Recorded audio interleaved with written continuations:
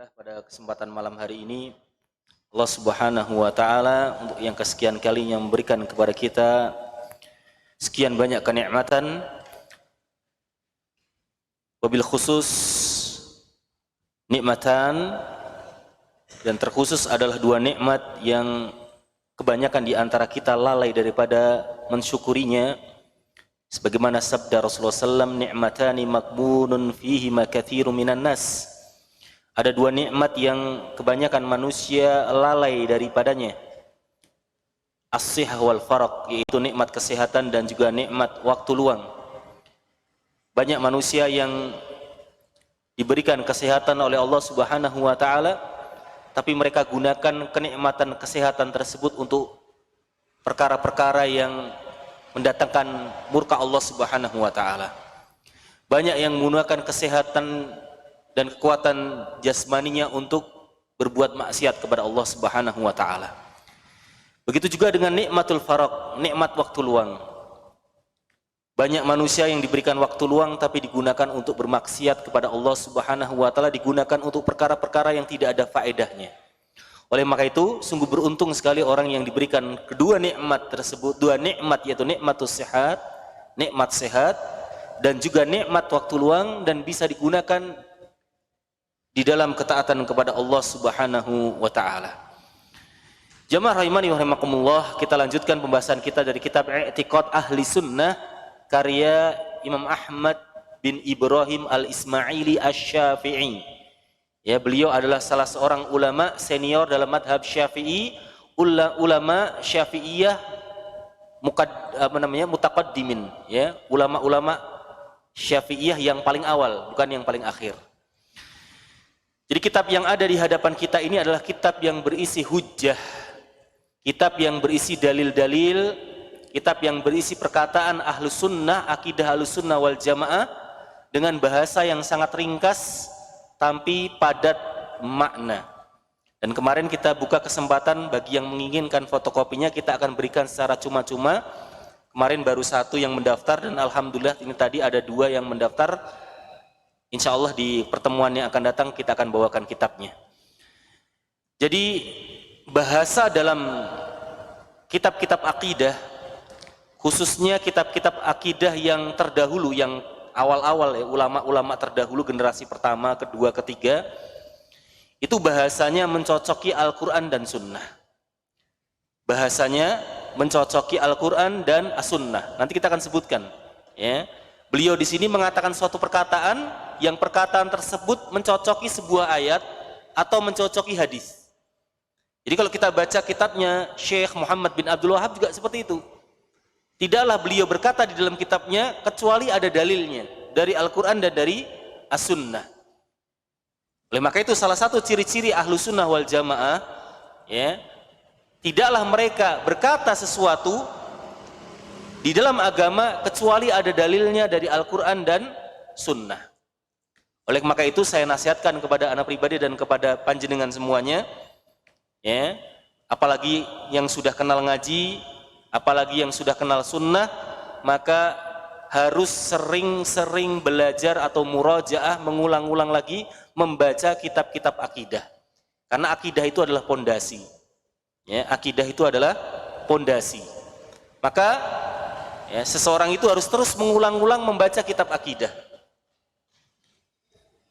Sampai-sampai Syekh Muhammad bin Shalih Al-Utsaimin beliau mengatakan, orang kalau sudah selesai baca buku, selesai dari membaca satu buku, maka untuk pindah ke buku berikutnya dia selingi dengan membaca kitab akidah.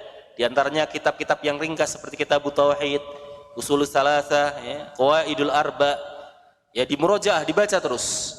Karena akidah ini adalah perkara yang sangat penting, yang sangat asas sekali. Dan sudah ana sebutkan di muqaddimah, di pendahuluan dulu, bahwasannya kenapa kita memilih membaca kitab akidah dari seorang ulama Syafi'iyah, karena kebanyakan dari kita itu sering-seringnya baca akidah dari kitab-kitab yang ditulis oleh ulama-ulama Hambali, ulama-ulama Hambali. Contohnya Syekh Muhammad bin Abdul Wahab itu Hambali, Syekhul Islam Ibnu Taimiyah itu Hambali, Ibnu Qayyim Hambali. Syekh Fauzan Hambali. Kebanyakan ulama yang kita baca kitab akidahnya adalah Hambali. Adapun masyarakat kita akidahnya adalah masyarakat kita madhabnya apa? Syafi'iyah. Oleh maka itu, ya, sengaja saya pilihkan kitab akidah dari ulama Syafi'iyah agar kita juga mengedukasi masyarakat kita, ini loh akidah Imam Syafi'i yang sebenarnya. Jadi Imam Syafi'i itu akidah yang benar adalah seperti ini. Karena apa? Karena datang dari ulama-ulama Syafi'iyah yang terakhir, yang belakangan, di generasi-generasi yang terakhir, akidah mereka mulai menyimpang. Akidah-akidah mereka mulai menyimpang, menyelisihi akidahnya Imam Syafi'i. Begitu juga Hambali. Datang ulama-ulama Hambali yang belakangan, akidah mereka menyelisih akidahnya Imam Ahmad. Maka untuk mereka ini hanya ada dua solusi. Solusi yang pertama, mereka tinggalkan madhab Imam Ahmad atau mereka tinggalkan madhab Imam Syafi'i. Kalau mereka meyakini akidah mereka yang benar, akidah Imam Syafi'i yang salah, seharusnya mereka tidak bermadhab Syafi'iyah. Karena seorang imam itu dijadikan imam untuk diikuti. Semuanya termasuk akidahnya. Nah, kalau akidahnya dia menyelisih akidahnya Imam Syafi'i, maka hendaknya dia jangan bermadhab Syafi'i. Itu yang kedua. Dan solusi itu yang pertama. Solusi yang kedua, kalau dia tidak mau seperti itu, maka dia tinggalkan akidahnya, dia kembali kepada akidahnya Imam Syafi'i, kalau dia Syafi'iyah, atau dia kembali ke akidahnya Imam Ahmad, kalau dia Hambali. Taib jamaah rahimani rahimakumullah, semoga Allah Subhanahu wa taala menunjuki kepada kita, ya, apa itu hak, maka jadilah hak, yang batil apa itu jadilah batil, dan memberikan kita taufik dan hidayahnya kepada akidah yang benar. Taib jamaah rahimani rahimakumullah, kita baca ulang secara cepat apa yang sudah kita baca kemarin karena kita baru dapat satu kalimat kemarin. Bismillahirrahmanirrahim, kata beliau membuka, ya, kitab yang kecil ini dengan Bismillahirrahmanirrahim. I'lamu rahimanallahu wa iyyakum anna madhaba ahlil hadis ay ahli sunnah wal jamaah al-iqraru billahi wa malaikatihi wa kutubihi wa rusulihi. Ketahuilah yang semoga Allah Subhanahu wa taala merahmati kami dan merahmati kalian. Kemarin sudah kita ambil faedah, kalau kita mau mendoakan orang lain, doakan kita dulu baru doakan orang lain. Sebagaimana yang dilakukan oleh Imam Ahmad bin Ibrahim al-Ismaili ini dalam kitabnya ini. Beliau mendoakan kami baru kalian. Bahwasanya madhab ahlul hadis atau ahlu sunnah wal jamaah, madhab itu dari kata dhahaba yadhabu yang artinya pergi. Jadi madhab itu artinya yang mereka pergi dengan pemikirannya, ya. Yaitu ahlul hadis dan ahlu sunnah wal jamaah, akidahnya yang pertama, akidah ahlu sunnah yang pertama, al-iqraru billahi wa malaikatihi wa kutubihi wa rusulih. Imam Ahmad bin Ibrahim al-Ismaili ini mengganti kalimat iman dengan ikrar. Seharusnya kan al-imanu billahi wa malaikatihi wa kutubihi wa rusulihi. Beriman dengan Allah, dengan malaikatnya, dengan kitab-kitabnya, dengan rusulnya. Tapi beliau mengganti kata iman dengan ikrar, ingin menjelaskan kepada kita al-iman artinya ikrar. Kemarin sudah kita jelaskan. Kemudian akidah yang kedua, akidah Ahlussunnah wal Jamaah yang kedua. Nah, ini pembahasan yang baru, menyambung pembahasan yang kemarin. Qabulu ma nataqa bihi kitabullahi ta'ala. Menerima apa yang ada di dalam kitabullah, yaitu Al-Qur'an. Jadi akidah Ahlussunnah wal Jamaah menerima semua yang ada di dalam Al-Quran. Setiap ayat yang tertulis di dalam Al-Quran dari surat Al-Fatihah sampai surat An-Nas wajib kita terima, nggak boleh kita tolak. Baik dalam masalah akidah, dalam masalah ibadah, dalam masalah muamalah, dalam masalah akhlak, dalam masalah adab, semuanya kita terima, nggak boleh ada yang ditolak. Tidak boleh seseorang itu menolak satupun ayat di dalam Al-Quran. Wa ma sahhat bihi ar-riwayah an Rasulillahi sallallahu alaihi wasallam.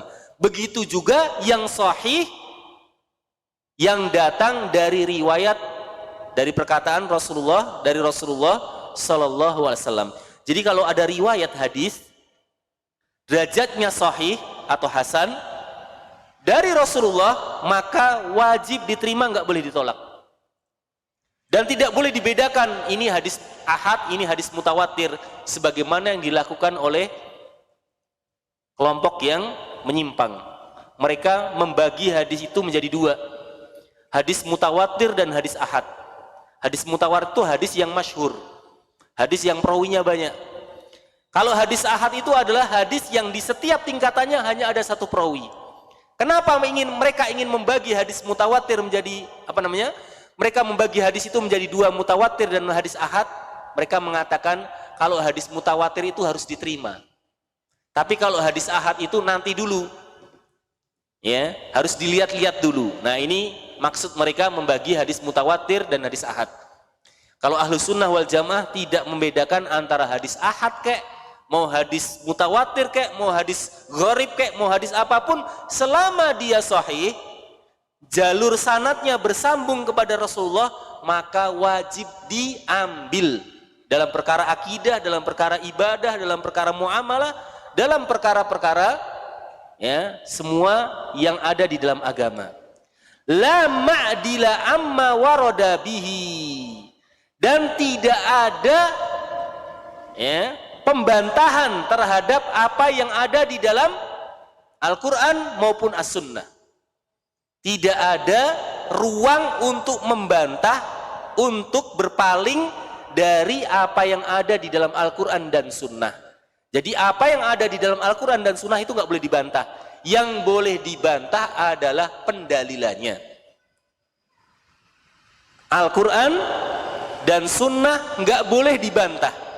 Yang boleh dibantah adalah cara pendalilannya. Jadi kalau misalnya nih, ya, semisal nih, hukum membaca Al-Fatihah bagi makmum di dalam sholat jamaah yang jahriyah. Jadi kalau imam membaca suaranya keras di rokaat pertama, rokaat kedua, sholat subuh, sholat isya, sholat maghrib, maka makmum membaca Al-Fatihah atau tidak? Ulama berbeda pendapat. Sebagian ulama mengatakan wajib makmum dalam sholat berjamaah jahriyah membaca Al-Fatihah. Dalil yang mereka gunakan adalah kejadian di sholat subuh yang diimami oleh Rasulullah. Ketika sholat subuh Rasulullah mengimami. Kemudian di tengah-tengah bacaan beliau merasa terganggu. Tapi tidak disebutkan merasa terganggunya karena apa. Lalu ketika selesai sholat, Rasulullah bertanya, la'allakum takra'una khalfa imamikum. Sepertinya tadi di antara kalian di belakang ini, ada yang membaca surat di belakang saya, di belakang imam kalian.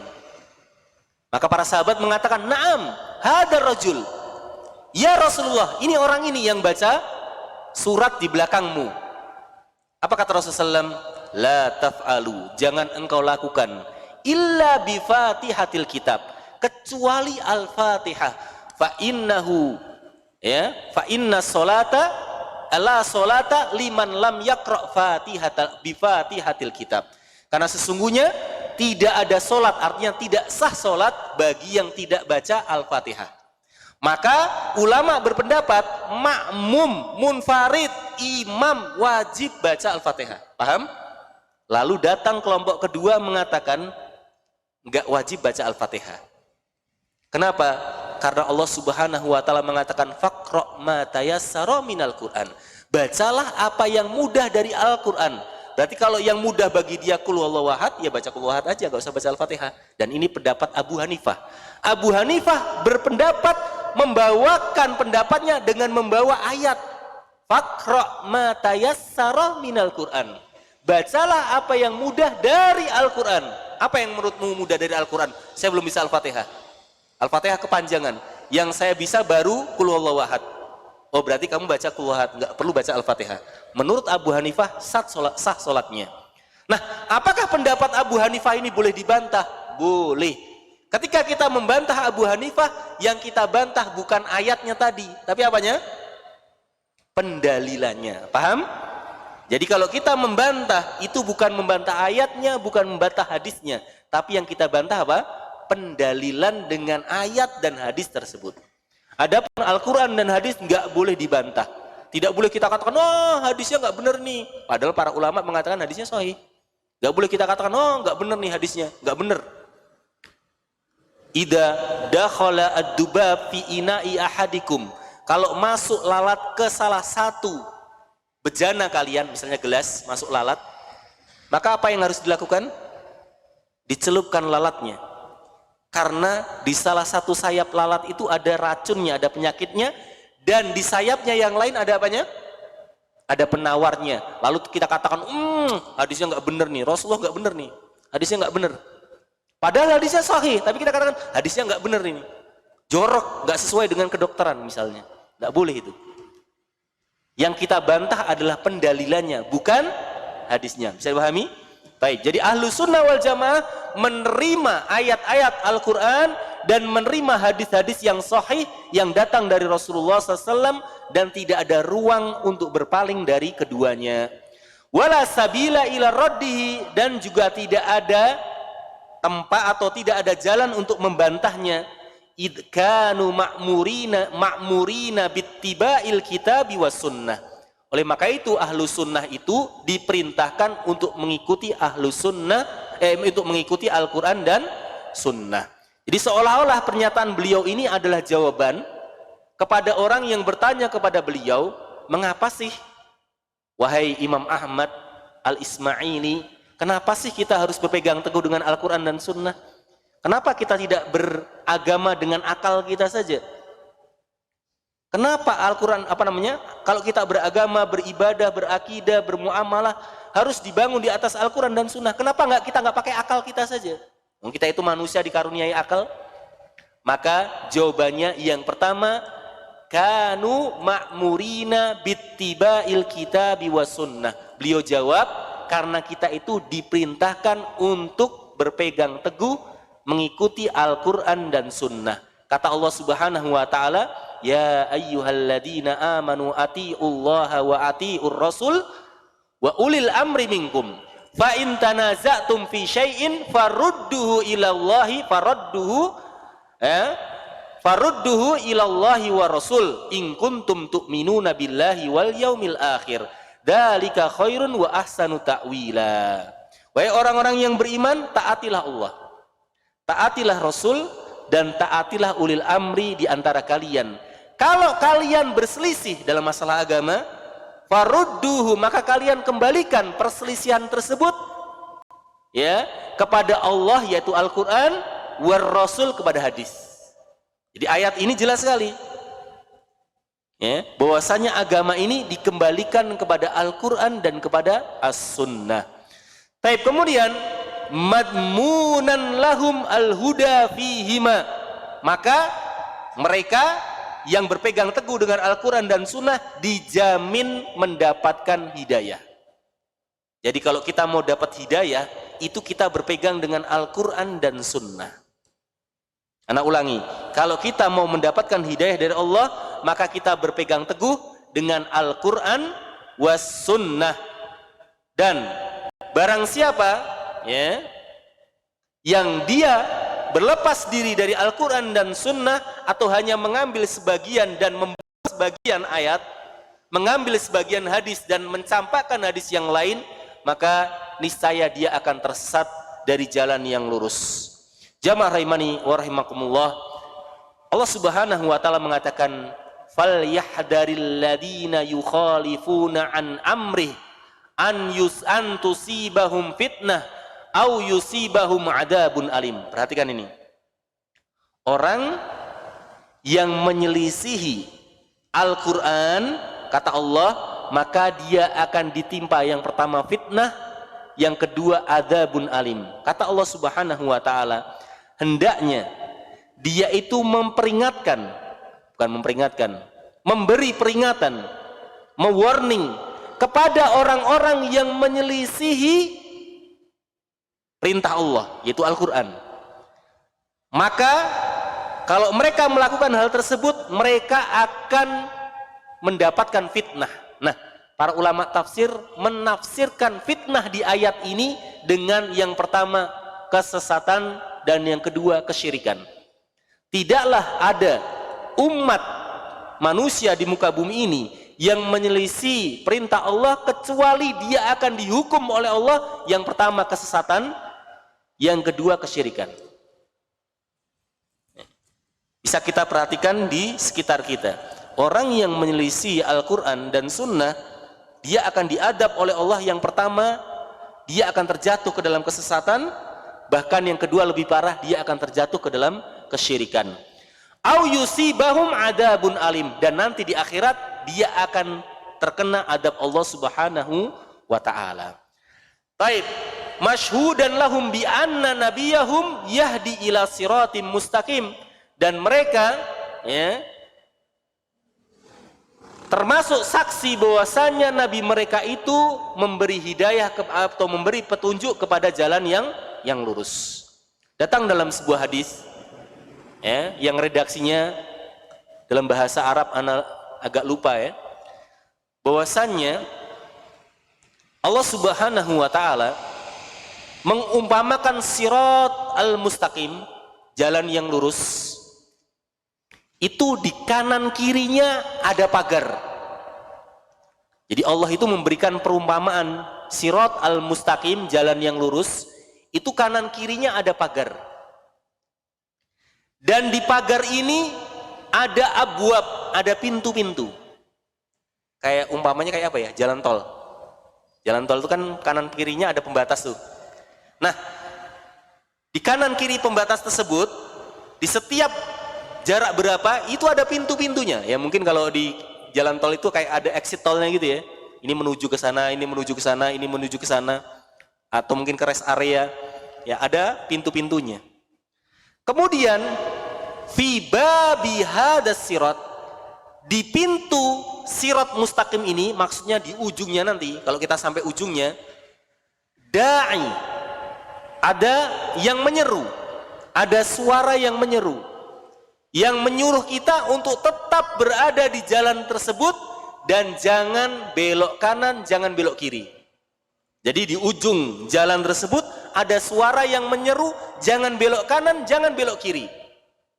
Kemudian di atas jalan tersebut, kalau tadi di ujung, yang kedua ini adalah di atas. Di atas jalan yang lurus ini ada suara yang menyeru agar kita jangan sampai coba-coba masuk ke dalam pintu, salah satu pintu tadi.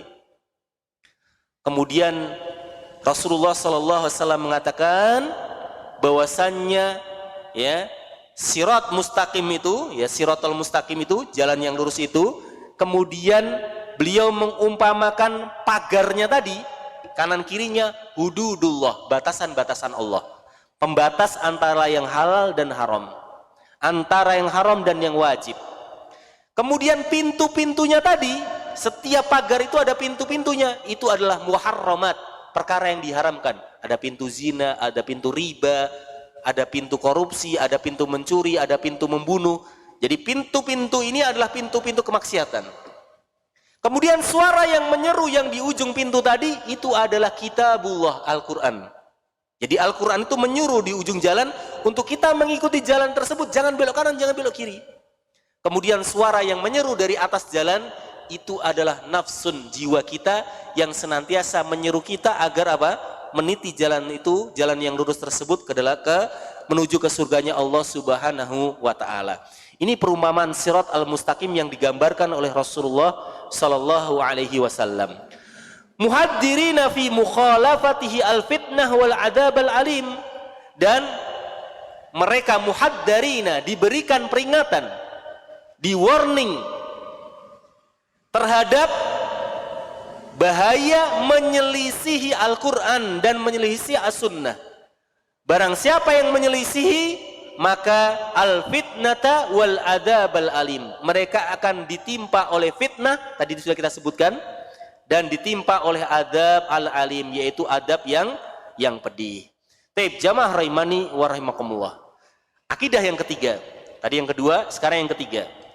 Akidah yang ketiga, Ahlussunnah wal Jamaah berpendapat atau berakidah ya'taqiduna anna Allah Ta'ala mad'uun bi asma'ihil husna. Ahlu sunnah wal jamaah berkeyakinan bahwasanya Allah itu diseru, kita berdoa dengannya dengan asmaul husna. Jadi Allah itu punya asmaul husna, nama-nama yang indah.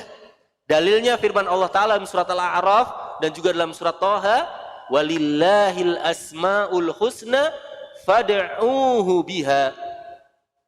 Dan Allah itu memiliki nama-nama yang mulia, maka berdoalah dengannya. Nah ini penting ini. Pentingnya kita menghafalkan Asmaul Husna itu bukan hanya sekedar hafalan. Tapi setiap nama itu mengandung makna yang kita gunakan untuk berdoa dengannya. Ya, kita berdoa dengannya. Ya Ghaffar Rabbighfirli. Wahai Zat yang Maha mengampuni, ampuni aku. Wa Razzaq urzuqni. Wahai Zat yang memberi rizki, berikan aku rizki.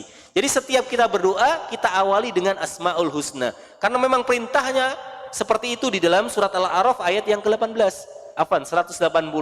Ya. Jadi Allah itu punya nama-nama yang indah, maka berdoalah dengan nama-nama yang indah tersebut. Mausufun bi sifatihi allati samma wa wasafa biha nafsahu wa wasafahu biha nabiyuhu. Dan Allah itu disifati dengan sifat-sifat. Jadi Allah itu punya banyak sifat. Allah itu punya banyak sifat yang Allah itu menyifati dirinya sendiri, dan juga Rasulullah menyifati Allah Subhanahu wa taala dengan sifat-sifat tersebut.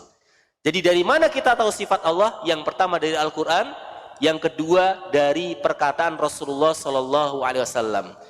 Baik, tanpa mentahrifnya. Tahrif itu artinya merubah sifat Allah. Dan tanpa menta'til, yaitu menolak sifat Allah. Dan tanpa takyif. Takyif itu artinya menyebutkan bagaimana sifat Allah. Dan tanpa tamsil, yaitu tanpa menyerupakan Allah dengan makhluknya. Baik, anak ulangi. Ahlu sunnah wal jamaah menetapkan sifat Allah tanpa mentahrif. Tahrif itu artinya merubah. Contohnya, ya, firman Allah Ta'ala, Ar-Rahmanu 'alal arsyistawa. Ar-Rahman yaitu Allah beristiwa di atas arsy. Sebagian orang menerjemahkan istiwa itu dengan bersemayam. Ini terjemahan yang salah. Karena kalau dia terjemahkan bersemayam, ini menyamakan antara Allah dengan makhluk.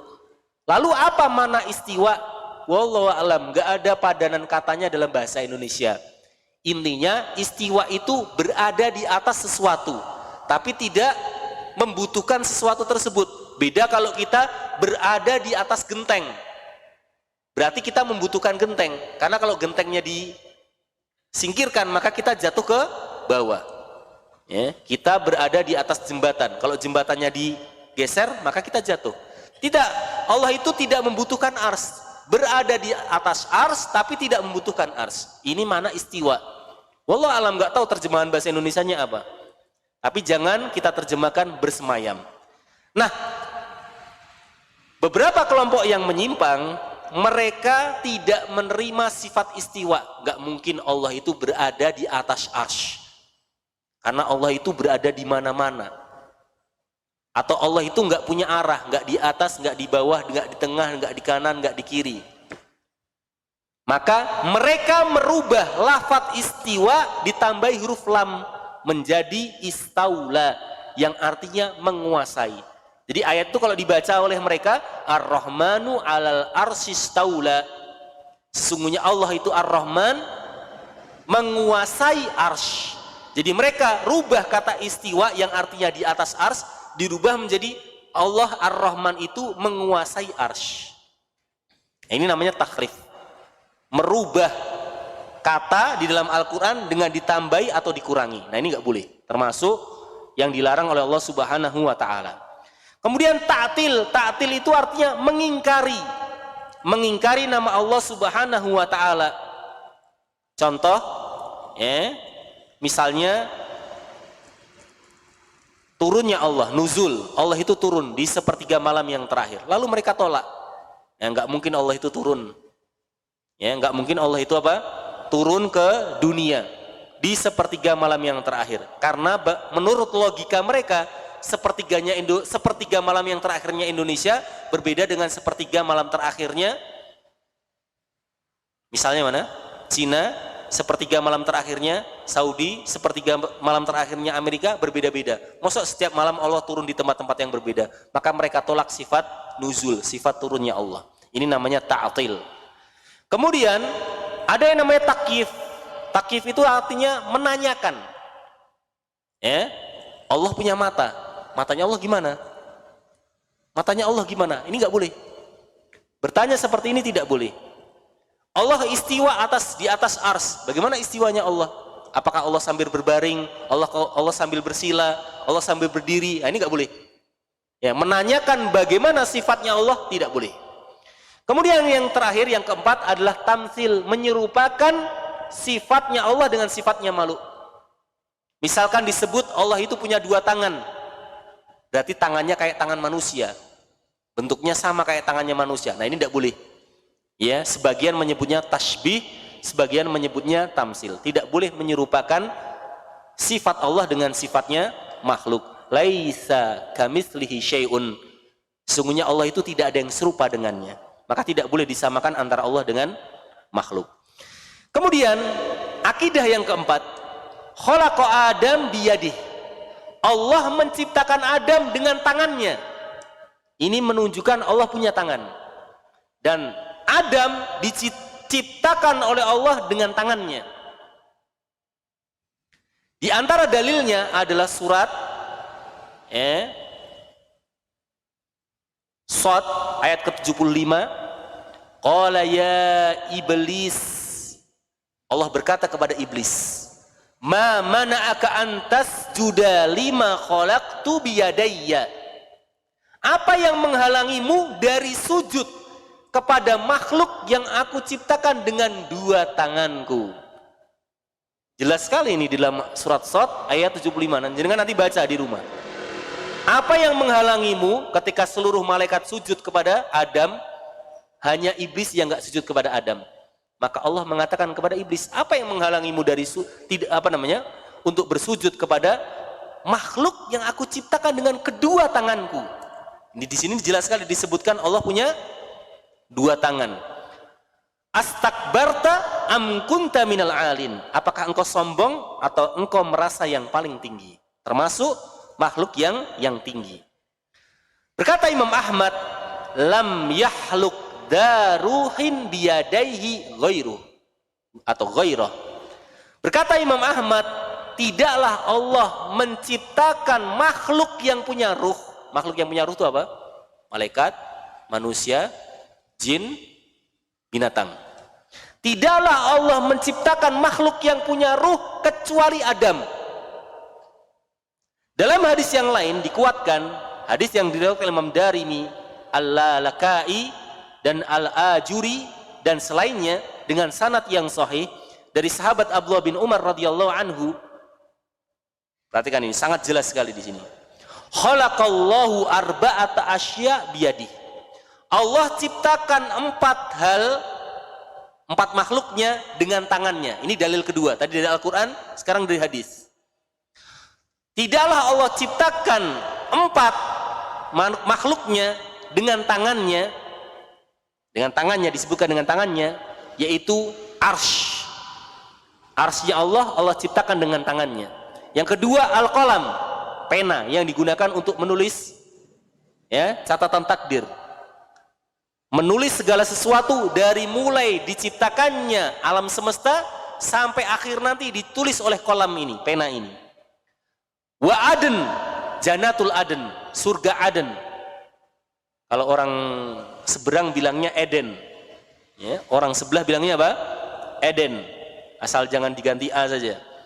Kemudian yang keempat, Adam, Nabi Adam. Ada berapa tadi? Arsy, janatul Aden, pena, Nabi Adam. Yang punya ruh yang mana? Adam. Selainnya tidak punya ruh. Ini adalah dalil kedua yang menunjukkan bahwasannya Nabi Adam itu diciptakan langsung dengan tangan Allah dan Allah punya tangan. Qala lisairil khalq, adapun seluruh makhluk selain empat ini, surga, neraka, bumi, langit, jin, dan kita semua ini tidak Allah ciptakan dengan tangan Allah, tapi Allah ciptakan dengan kun fayakun. Dengan perkataan kun, jadilah. Maka jadilah makhluk tersebut. Baik.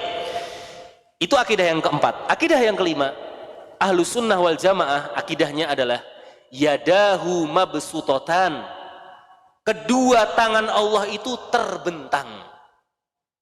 Yunfiku kaifa yasha, memberikan nafkah, memberikan rizki sesuai dengan yang Allah kehendaki.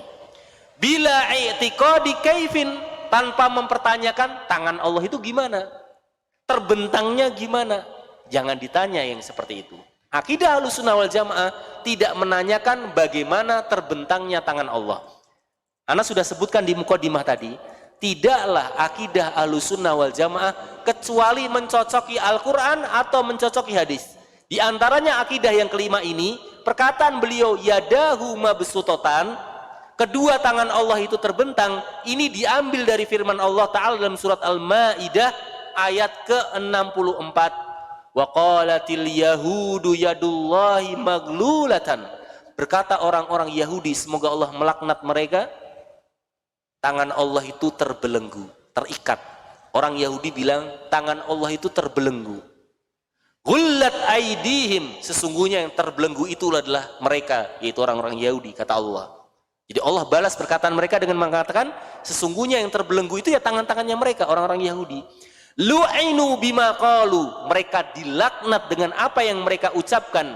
Bal yadahu mabsutotan, sesungguhnya bahkan kedua tangan Allah itu terbentang.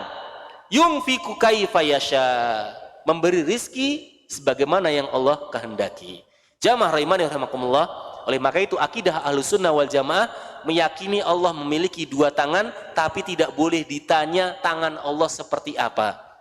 Yang jelas pasti beda dengan tangannya makhluk. Pasti beda dengan tangannya makhluk. Jangankan antara tangannya Allah dengan tangannya makhluk, antara sesama makhluk saja tangannya beda. Tangan kita dengan tangannya monyet beda. Tangannya kita dengan tangannya nyamuk beda. Jangankan sesama makhluk, jangankan beda makhluk, satu jenis saja beda. Tangan saya dengan tangannya jenengan pasti beda. Tangannya jenengan putih, tangannya saya hitam. Tangannya jenengan pendek, tangannya saya mungkin panjang, misalkan seperti itu. Antar sesama makhluk saja beda, bahkan sesama jenis saja beda. Apalagi tangannya Allah Subhanahu wa Ta'ala dengan tangan makhluknya, tentu saja beda. Oleh maka itu jangan pernah kita menanyakan bagaimana tangannya Allah Subhanahu wa Ta'ala. Akidah yang keberapa tadi? Kelima. Yang keenam, akidah Ahlussunnah wal Jamaah yang keenam menurut Imam Ahmad al-Ismaili asy-Syafi'i, annahu azza wa jal istawa alal arsy bila kaifin, bahwasanya Allah Subhanahu wa Ta'ala istiwa alal arsy, di atas arsy, bila kaifin, gak boleh ditanya bagaimana di atas arsy-nya. Di atas arsy-nya nempel, atau di atas arsy-nya terbang, atau di atas arsy-nya tiduran, di atas arsy-nya sambil duduk, di atas arsy-nya sambil sila, gak boleh ditanya. Tidak boleh menanyakan, membayangkan bagaimana istiwanya Allah di atas ars. Fa innallaha ta'ala anha ila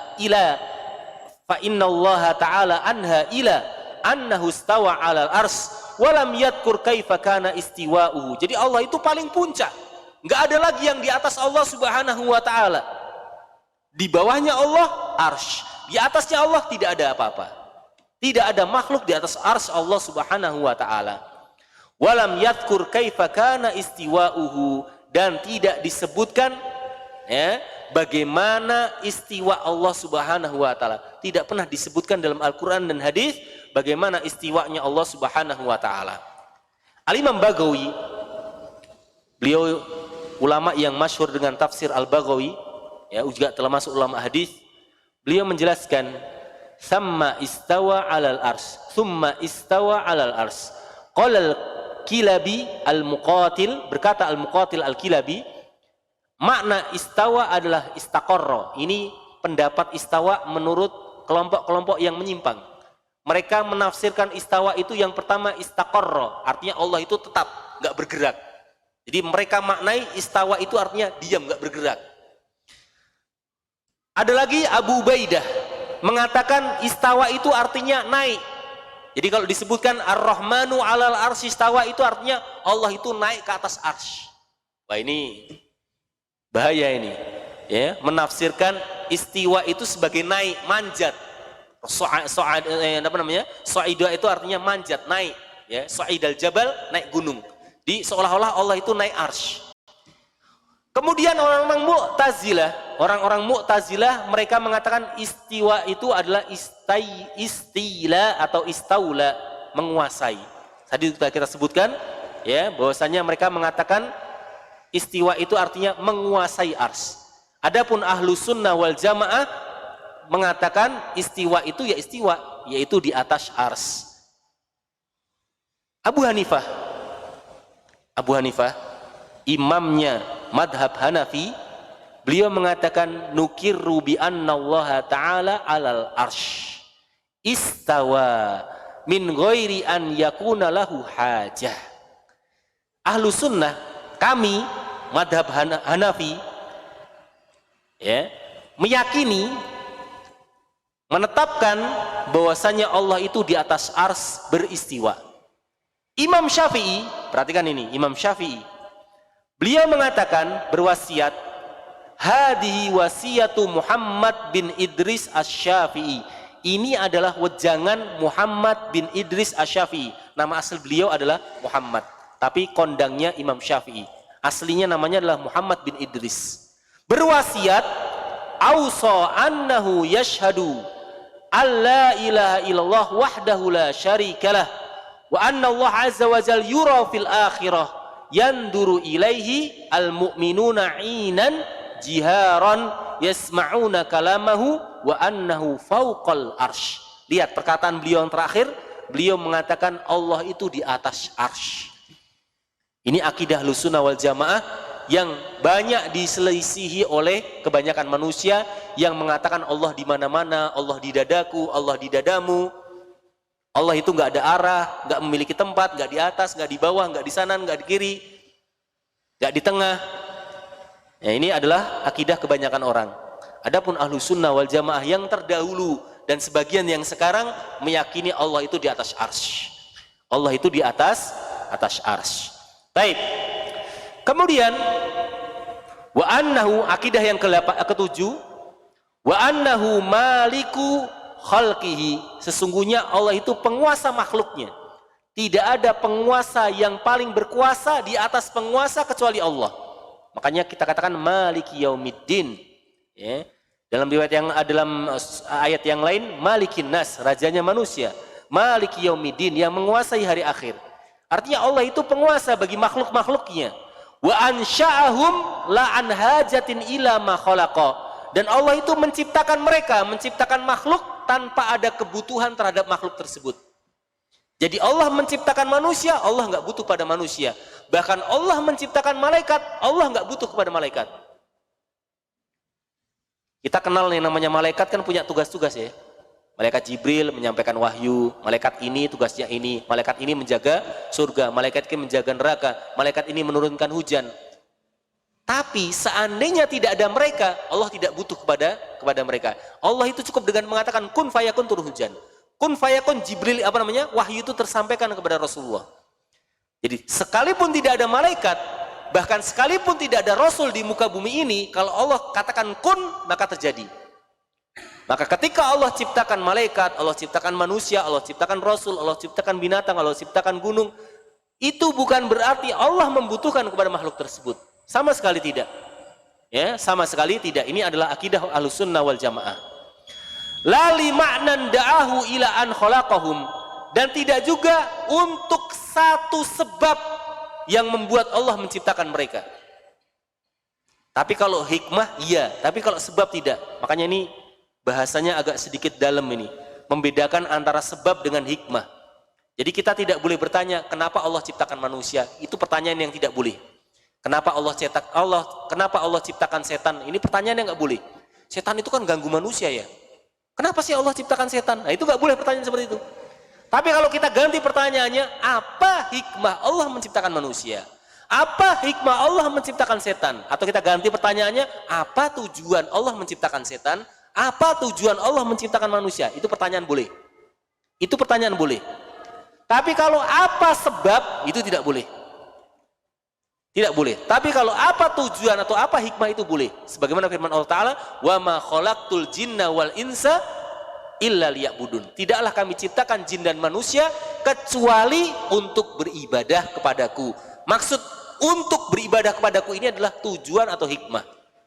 Ya, bukan makna atau sebab kenapa Allah menciptakan makhluknya. Lakinnahu fa'alun lima yasha.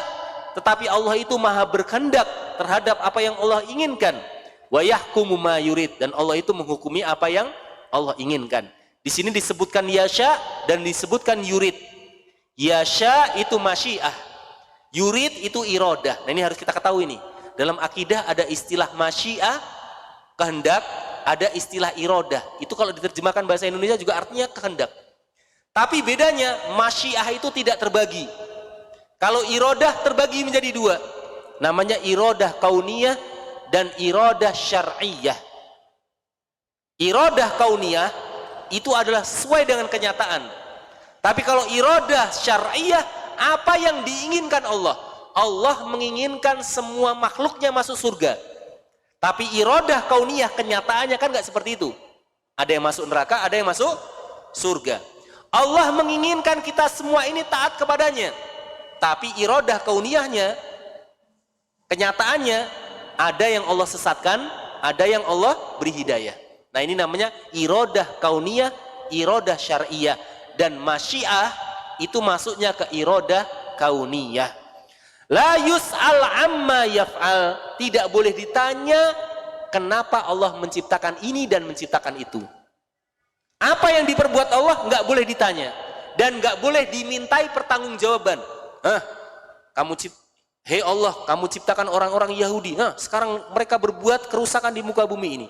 Maka nanti harus dipertanggungjawabkan terhadap hasil penciptaanmu. Nah, ini nggak boleh. Tidak boleh ditanya, kenapa Allah ciptakan? Kenapa engkau menciptakan orang-orang Yahudi yang berbuat kerusakan? Enggak boleh. Pertanyaan seperti ini tidak boleh. Wal khalqu mas'ulun amma yaf'alun. Adapun kita makhluk, itu ditanya terhadap apa yang diperbuat atau yang mereka perbuat. Nah, jadi kalau kita makhluk ini, boleh ditanya oleh Allah terhadap apa yang kita perbuat. Kebalikannya, Allah nggak boleh ditanya terhadap apa yang Allah perbuat. Karena setiap penciptaan Allah itu ada hikmahnya, adapun kita tidak. Maka kita pantas ditanya terhadap apa yang kita perbuat. Adapun Allah tidak pantas kita tanya terhadap apa yang Allah perbuat. Ini adalah akidah Ahlussunnah wal Jamaah yang ketujuh. Wallahu a'lam bishawab. Insyaallah kita lanjutkan di lain kesempatan mempelajari akidah ya, untuk memperkuat akidah pondasi kita. Semoga Allah Subhanahu wa taala memberikan kepada kita taufik dan hidayahnya sehingga kita bisa berakidah di atas akidah yang as-sahihah, yang benar, yang sesuai dengan Al-Qur'an dan sunnah dan pemahaman para salaf. Wallahu a'lam bishawab. Subhanakallahumma bihamdika asyhadu an la ilaha illa anta astaghfiruka wa atubu ilaik. Wassalamualaikum warahmatullahi wabarakatuh.